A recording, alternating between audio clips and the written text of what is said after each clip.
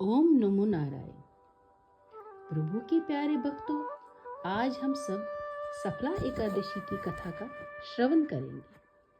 पौष मास की कृष्ण पक्ष की एकादशी को सफला नाम दिया गया है।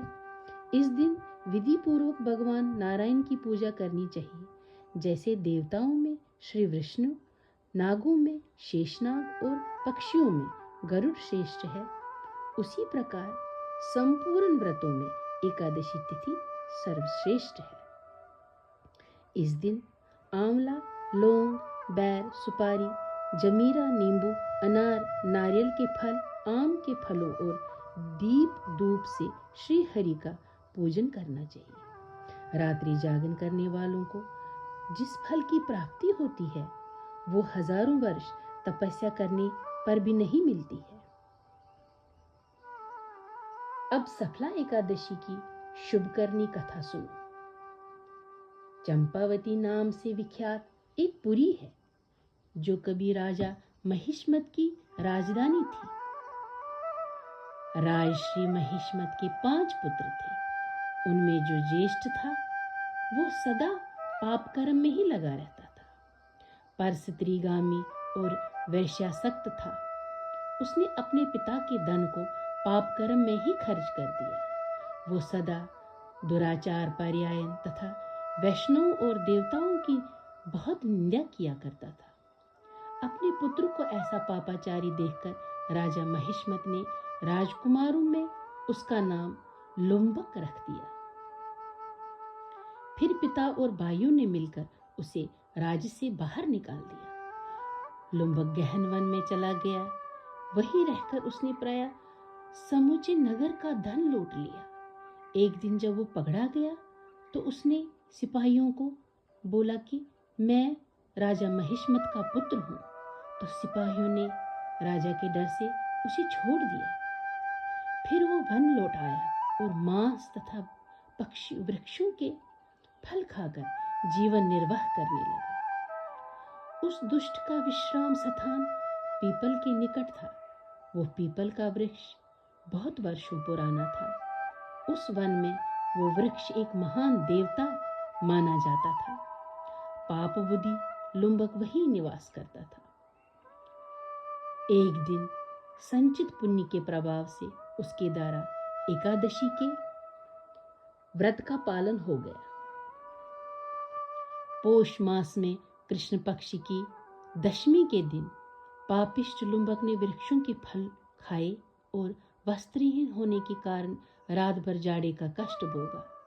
उस समय न तो उसे नींद ही आई और न आराम ही मिला। वो निष्प्राण सा सो रहा था। सूर्योदय होने पर भी उसको होश नहीं आया। सफला एकादशी के दिन भी लुम्बक बेहोश पड़ा रहा। दोपहर होने पर उसे जब चेतना प्राप्त हुई, फिर वो इधर उधर दृष्टि डालकर देखने लगा।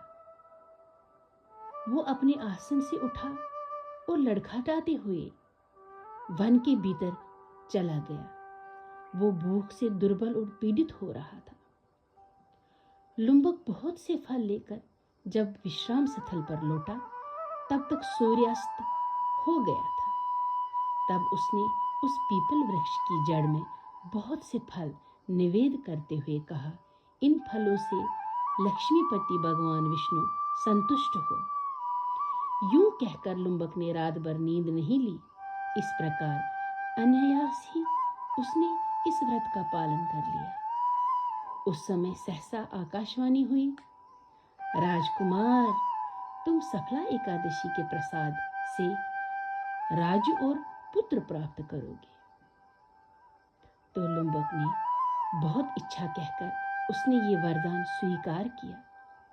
उसके बाद उसका रूप दिव्य हो गया। तब से उसकी उत्तम बुद्धि भगवान विष्णु के भजन में लग गई। दिव्य आभूषणों से सुशोभित होकर उसने निष्कष्ट राज्य प्राप्त किया और 15 वर्षों तक वो उसका संचालन करता रहा। उसको मनोज्ञ नाम का पुत्र उत्पन्न हुआ। जब वो बड़ा हुआ तब लुम्बक ने तुरंत ही राज की ममता छोड़कर उसे पुत्र को सौंप दिया और वो स्वयं भगवान श्री कृष्ण के समीप चला गया, जहां जाकर मनुष्य कभी शोक में नहीं पड़ता। इस प्रकार जो सफला एकादशी का उत्तम व्रत करता है वो इस लोक में सुख भोग कर मरने के पश्चात मोक्ष को प्राप्त होता है। संसार में वे मनुष्य धन्य हैं जो सफला एकादशी के व्रत में लगे रहते हैं। उनका जन्म सफल है। इसकी महिमा को पढ़ने, सुनने तथा उसके अनुसार आचरण करने से मनुष्य राजसूरी यज्ञ का फल प्राप्त करता है। हरि ओम।